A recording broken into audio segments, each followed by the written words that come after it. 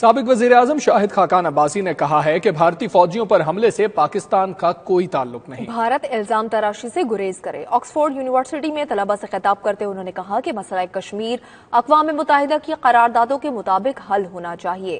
مزید جانتے ہیں بیورو چیف کے غلام حسین اعوان کی رپورٹ میں۔ آکسفورڈ یونیورسٹی کی طلبہ یونین کی جانب سے تقریب کا اہتمام کیا گیا، جس کے مہمان خصوصی سابق وزیر اعظم پاکستان شاہد خاقان عباسی تھے۔ اپنے خطاب میں انہوں نے کہا کہ پاکستان پر دہشت گردوں کی حمایت کے بھارتی الزامات میں کوئی صداقت نہیں۔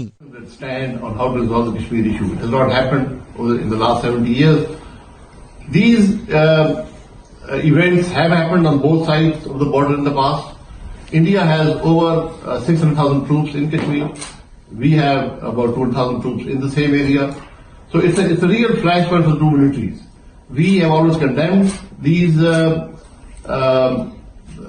events, but the situation in Kashmir, the Union of Kashmir, is an organic situation. Shahid Khaqan Abbasi نے مطالبہ کیا کہ عالمی برادری کشمیریوں پر بھارتی مظالم بند کرانے میں کردار ادا کرے۔ ان کا کہنا تھا کہ بھارت کشمیریوں کی جدوجہد کو دہشت گردی سے منسوب کرنے کی کوشش کر رہا ہے۔ شاہد خاقان عباسی کا مزید کہنا تھا کہ افغانستان میں پوری دنیا دہشت گردی کو شکست دینے میں ناکام رہی۔ پاکستان نے تنہا اپنی سرزمین پر یہ جنگ جیتی۔ یہاں دہشت گرد تنظیموں کا کوئی وجود نہیں رہا۔